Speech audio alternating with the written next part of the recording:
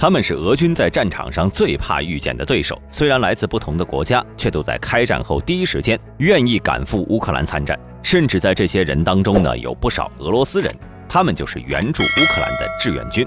为什么大兵要说这些志愿军是俄军在战场上最怕的对手呢？那么这些俄罗斯人又是怎么回事呢？咱们接着往下看。在俄罗斯发动入侵乌克兰的3天后，泽连斯基就发出倡议，效仿2014年顿巴斯冲突所组建的几个志愿营那样成立国土防卫军，以此来帮助抵挡俄军的攻势。而申请加入该部队的主要要求呢，是具有战斗经验、符合所有选择标准的候选人，在经过彻底检查和培训后才能正式服役。这个消息一经放出，就有大量外籍军人希望加入其中，帮助其对抗俄军。仅仅几天，世界各地呢就有16000名志愿兵在快马加鞭赶来。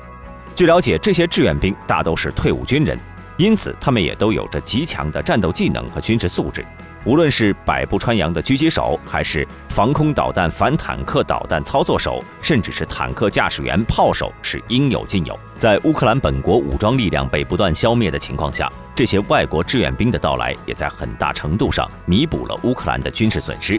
当然呢，在这些人当中，也有些人其实并没有任何军事经验，他们的人身安全会受到极大的威胁。37岁的莱昂道森就是其中一员。他计划和另一位志愿者一同前往柏林，然后乘火车前往乌克兰。他说：“我一直在观察正在发生的事情，我只是认为自己可以做点什么。”道森表示自己已经做好了所有的心理准备。马穆拉什维利对此也表示，每个决定前往乌克兰的人都已经知道潜在的威胁，他们知道自己签下姓名的那一刻意味着什么。这些赶赴乌克兰参战的外国志愿兵在抵达之后，也组成了各个外籍军团。在这里呢，大兵要小小科普一下，这些加入乌克兰的国际军团是乌克兰武装部队的一部分，因此无论是住宿、工资、武器和弹药的费用都是由 UAF 承担。虽然他们能够从私人捐助者那里获得资金来升级或者补充所需要的装备，但是工资和乌克兰武装部队成员是一致的，因此他们和俄罗斯的瓦格纳雇佣兵公司雇员有着本质上的不同。两者之间呢，也有着巨大的差别，因为根据日内瓦公约，雇佣兵不被承认为合法的战斗人员，不必获得与战俘相同的法律保护。不过，或许是为了针锋相对，在3月3号，俄罗斯国防部就放出话表示，那些被俄军俘获的别国志愿军都不能被视为战斗人员，也不会享有战俘地位。不过，这样的说法呢，没有什么用处。仅在军团成立后的第1个月，就有4万名外国公民自愿与乌克兰人并肩作战。目前军团内的志愿兵来自55个不同国家和地区，这些人呢都是有着丰富作战经验的老兵。在这个国际军团里，还有2支极为特别的部队，他们分别是由白俄罗斯组成的白色军团。曾经至少有超过1000名白俄罗斯人在华沙接受训练，等待加入国际军团的机会。这些人呢将会组建起新的部队。而他们的发起和赞助人就是从2020年一直以来反对卢卡申科的瓦兹姆·普拉科菲耶夫，而另一支部队的名号则更为响亮，叫做俄罗斯自由军团。该军团的人员组成主要是俄罗斯流亡在国外的反战人士，还有就是在战场上投诚的俄罗斯军人。在俄乌开战不到1周，在俄罗斯军队中就有一个连队自愿加入乌克兰。该连呢总共100多人，他们就是最初的俄罗斯自由军团。该军团士兵在2022年3月下旬开始训练，在乌克兰教官的指导下，学习如何使用英国援助的 MBT-LAW 反坦克导弹。到了9月份，已经有3家俄罗斯援乌志愿军组织在乌克兰达成合作协议，他们分别是俄罗斯自由军团、俄罗斯志愿军和俄罗斯国家共和军。俄罗斯自由军团使用了白蓝相间的臂章，它模仿了俄罗斯国旗的设计，但是将红带改为白色，以消除与血液和暴力的联系。这同时呢，也是俄罗斯境内外反战抗议者的一致标识。对于外界而言，俄罗斯自由军团一直披着一层神秘的面纱，加入部队的方式也是所有志愿兵里最严格的。他们不仅要通过彻底的检查，甚至是2次测谎仪审核。这些措施呢，都是为了防止俄罗斯联邦安全局的特工混入其中。而对于这支部队，克里姆林宫虽然在明面上很少提及，但是私下里则是一再派出各路特工，试图定位并且摧毁他们。克里姆林宫害怕我们，这是俄罗斯自由军团士兵在采访中经常提到的。而在他们的宣传之下呢，已经有不少俄军士兵临阵倒戈，加入到乌克兰一方，有人甚至愿意公开自己的个人信息，比如马克西姆·阿纳托利耶维奇·列斯尼琴科上尉，他原本是第127摩步师下属第152独立反坦克炮兵营的士兵，在被俘虏后决定加入乌克兰一方参加战斗。图片上的这个手持自动步枪的俄罗斯男人有着乌克兰血统，但是持有俄罗斯护照。他一生中大部分的时间都生活在莫斯科，在那里他成为了俄罗斯第3大银行 Gazprom Bank 的副总裁，这是俄罗斯国家能源企业 Gazprom 所持有的银行。沃洛布耶夫是少数几个高调谴责俄罗斯侵略战争的脱俄者之一。如今他已经穿着崭新的乌克兰军装站在了乌克兰的战线。伊戈尔·沃洛布耶夫觉得自己终于实现了自己的目标。原来在离开俄罗斯前往乌克兰的数周后，这位俄罗斯天然气工业银行前副总裁就一直在努力说服乌克兰向他提供文件，允许他参军。沃洛布耶夫最初想加入乌苏米地区的领土防卫部队，但是从法律上来讲，作为俄罗斯人不可能在那里作战。但是即便如此，沃洛布耶夫还是发现了一个机会，他可以选择加入俄罗斯自由军团。到了6月11号，手持自动步枪的沃洛布耶夫正式宣布自己已经加入了俄罗斯自由军团。而沃洛布耶夫的故事是一个很好的例子，当你效忠的国家和你的家乡发生冲突的时候，你要站在哪边？现在俄罗斯自由军团的兵员数量正在进一步扩大，甚至到了无法处理如此众多的加入申请的地步。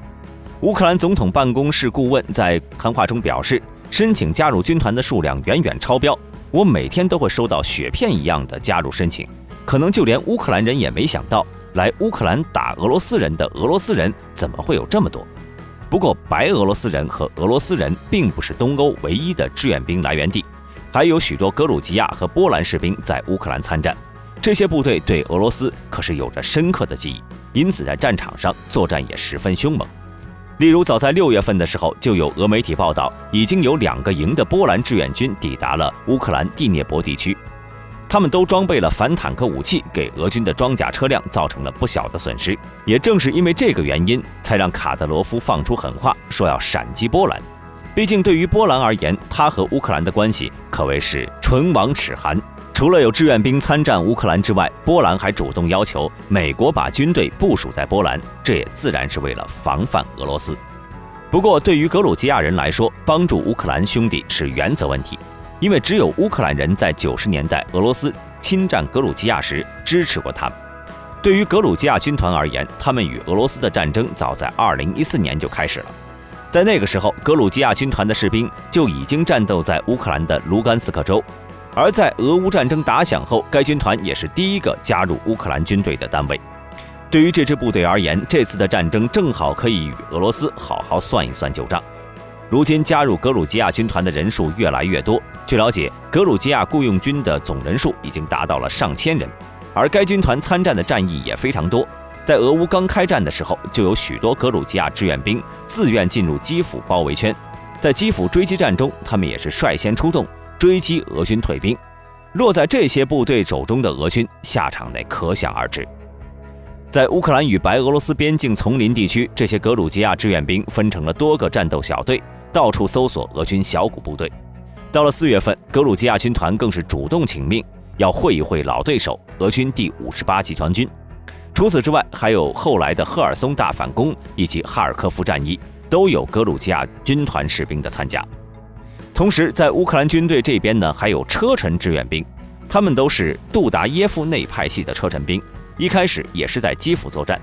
在普京派出车臣部队之后，他们同样也主动要求去卢甘斯克，要去会一会卡德罗夫的车臣第141特种摩托化团。当然这里呢，咱们也不能忘了波罗的海三国。在这场俄乌战争中，这哥仨呢可以说是在全力支持乌克兰，出枪出人毫不吝啬。战争刚开始的时候，立陶宛捐赠的反坦克导弹、防空导弹就运送到了乌克兰。随后，爱沙尼亚、拉脱维亚捐出了本国国防预算的1/3支援乌克兰。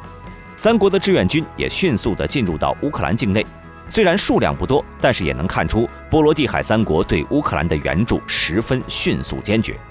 毕竟此前苏联给3国的记忆并不美好。为了防止俄罗斯再度扩张，威胁到自身安全，3国对乌克兰的支援可谓是不遗余力。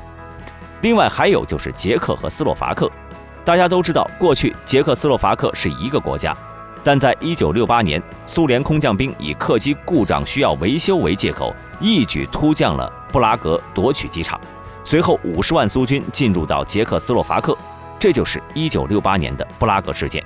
这件事情呢，也是2国心中扎下了一枚钉子。因此，在这次捷克和斯洛伐克呢也非常积极。开战后，捷克就成为了第一个向乌克兰提供坦克的北约国家。其中就包括捷克升级的 T72坦克和 BVP-1步兵车。斯洛伐克这边呢也不甘落后，很快就表示乌军在战场上损坏的坦克装甲车辆以及乌军缴获的俄军坦克装甲车辆都可以送到斯洛伐克，可以由斯洛伐克进行维修。毕竟斯洛伐克作为一个非常熟悉苏式武器的老牌军工国家，在这方面呢确实非常有优势。同时，斯洛伐克还将向乌克兰提供重型武器，例如乌军最缺乏的自行重炮。如今俄乌战争已经打了7个月了，作为一场长时间高度对抗战争，维修能力就非常关键。据统计，俄军损失的2572件军事技术装备中，有1322件被摧毁，38件损坏，238件被抛弃，974件被俘获。如果斯洛伐克军工厂可以加班把这974辆乌军缴获的坦克装甲车辆和卡车修理好，那么等于乌军又多了3个机械化旅的装备。对于俄军最麻烦的是，这个巨大的车辆维修工厂还是无法打击的目标。此情此景也让大兵不得不感慨，真是得道者多助，失道者寡助啊。好了，本期视频到这里就结束了。对本频道感兴趣的朋友，请点击下方的订阅按钮，我们下期再见。